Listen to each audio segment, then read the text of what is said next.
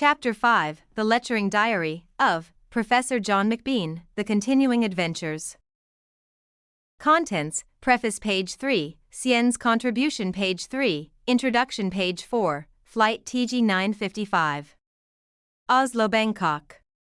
December 20th, 2019 page 4, Narrative Function page 5, The narrator George introduces himself page 5, Advice to the reader page 8, Jekyll and Hyde, John's Double Life page 8, Puritan West and Sexually Free East page 8, Public versus Private page 8, Chapter 5, Sine page 9, Direct quote from Professor John's Diary page 9, January 6, 2020, City Garden Grand Hotel page 9, George comments page 9, Return to Sine page 12, Flash forward, March 16, 2020 page 13, Regarding Scams page 15, Ploy and her daughter Fern in Thailand page 16, Retrospect comment about Ploy, as of July 17, 2022, page 16, Salaried Girls page 17, Return to Diary, Sine, City Garden Grand Hotel page 17, Description of Sine page 18, Sine Reports, page 21, Brief description of Sine page 23.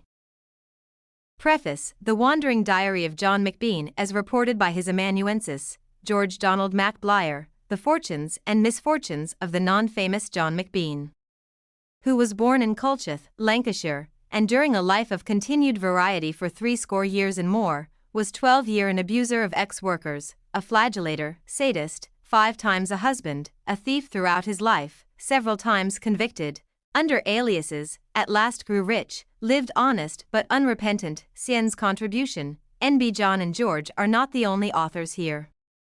Sine added dialogue for the various chapters. Introduction, Flight TG 955.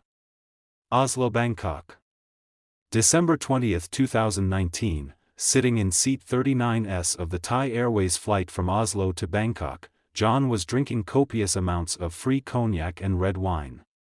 He was trying to alleviate his feeling of knackeredness, after months spent working and clearing out his apartment in Grünerløkka, with the vague idea of renting it out, in order to restore his faltering finances. This was the first time he had left Oslo since August 2019, so he felt he deserved a new vacation.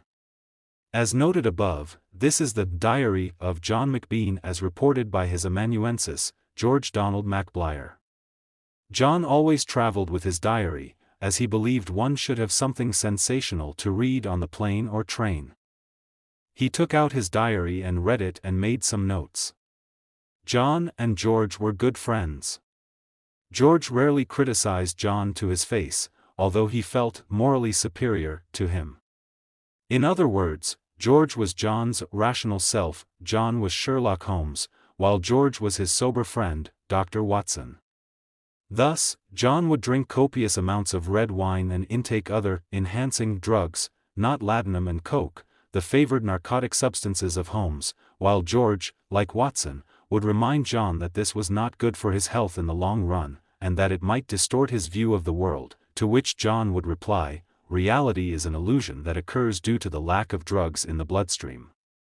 John appreciated their friendship and said on more than one occasion, "You are such a trusty comrade, and a chronicler of my life."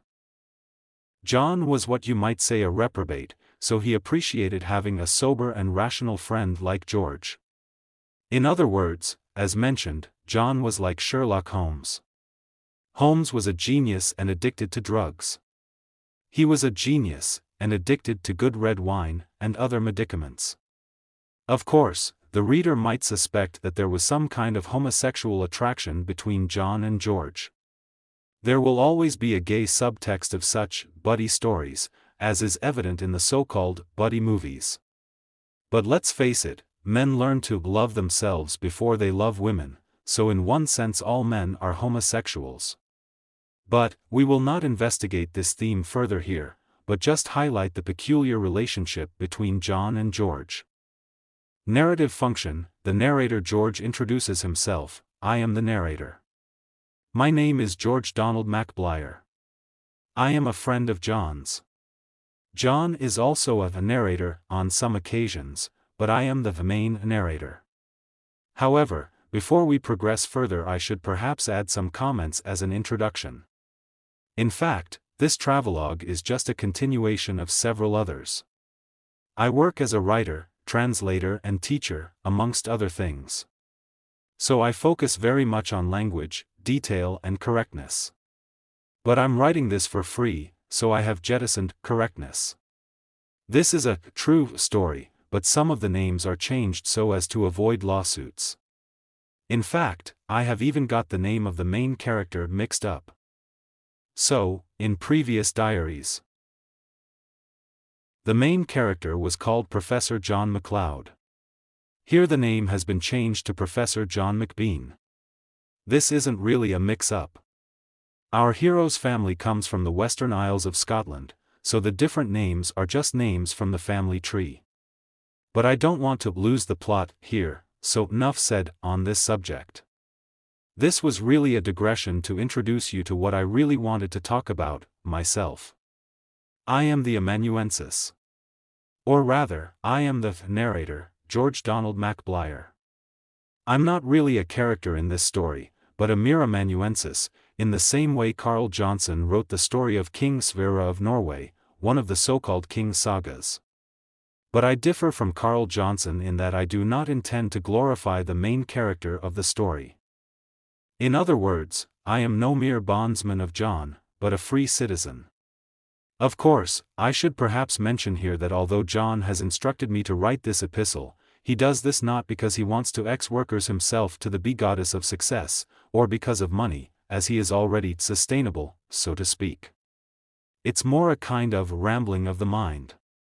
You might compare it to Dark was the night, cold was the ground, which was launched into outer space on the Voyager in 1977. In other words, a totally pointless endeavor.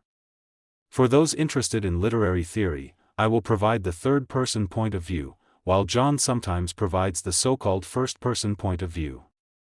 But to avoid the tedium of pointing out first-person in contrast to third-person, this will be structured to some extent as a dialogue between myself and John. Apropos, both John and I are simple, prosaic and practical characters.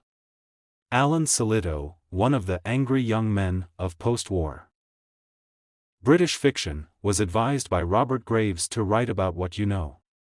Well, both John and I intend to follow this advice.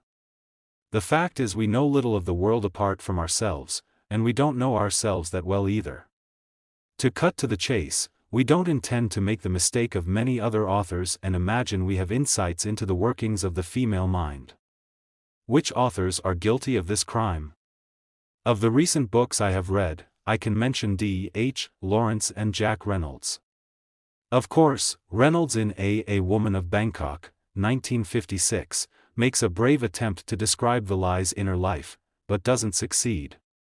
Lawrence in Lady Chatterley's Lover, 1928, makes a partly successful attempt to describe Connie's inner life. John suspects that Connie might in fact be Lawrence. Both John and I are very assertive characters, so we won't admit that Lawrence is superior to us in writing gobbledygook. We put it down to the fact that Lawrence is a feminine-like person, and is thus skilled at describing the histrionics of so-called feminine inner life. To conclude, neither John nor I intend to investigate the inner life of the girls and women that John encountered, at least, no more than superficially. Advice to the reader, and now friend reader, you must prepare your heart and your mind for the most boring and inane tale that has ever been told. Jekyll and Hyde, John's double life, Puritan West and actually free East. Of course, it is highly ironic that the West today prides itself on being free. That is, actually free. Despite the fact that the West has become liberated in many ways, it still bears traces of Victorian culture. In other words, it is still puritanical in a sense. Public versus private, the West is still associated today with the Victorian concern over the public and private division, the individual's sense of playing a part. That is, the fundamental dichotomy of the 19th century, outward respectability and inward last, as this period had a tendency for social hypocrisy. This has been described in detail in many novels and documentary accounts, such as Stevenson's Jekyll and Hyde, 1886, The Flower Girls of 1851, and George Bernard Shaw's Pygmalion, 1913. Chapter 5, Sine, direct quote from Professor John's diary. I have 2 free days before I meet Sine. I was too lazy to book a new hotel, so I just extended the stay here at City Garden Grand Hotel in Manila. I have been upgraded to deluxe, much better and bigger, and on the right side of the hotel with a city view facing the traffic-congested Makati Avenue.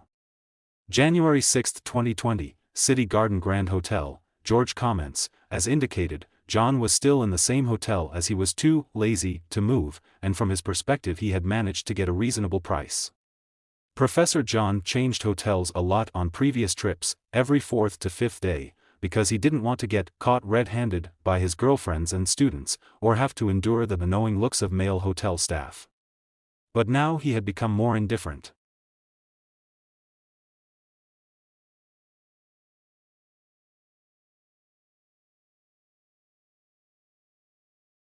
He had spent 3 days and nights with Sine, although she pointed out that he had said they would spend 4 days together, so as to maximize the educational session. John had known Sine for a number of years. He met her for the first time in 2014 at Breton Cafe in Greenbelt, Makati, Manila. She seemed shy and despondent at that time. She was slim and pretty. She spoke good English, and seemed to be quite smart. On meeting her again in the same Breton Cafe, in 2021/2022, John asked her, "How are you, darling?" Yes. I'm good," Sine replied shyly, as if the world's problems were on her shoulders. John met her several times a year, 2 or 3 times a year, at least before the COVID pandemic. Although she was pretty and slim when he first met her, she was not the ex-bomb or Lolita type. In fact, she was just a plain but pretty single mother. Over the years her backdoor had grown in diameter somewhat, so she was changed from a prim young girl to a more substantial, mature woman by the time she reached 30. But John liked her because she was always accommodating, sympathetic, affectionate and easy to talk to. So despite the fact his actual interest in her had waned, he still kept contact. John was not so enthused about being intimate to Sine, but she was very willing, and eating the treasure usually got Long John to stir from his Rip Van Winkle slumber, if eating the fleshy pearl didn't do the trick. Then John grabbed her hand, so she could try to resuscitate expired patient, by manual means. If this manual resuscitation failed, then he demanded she give Long John the kiss of life.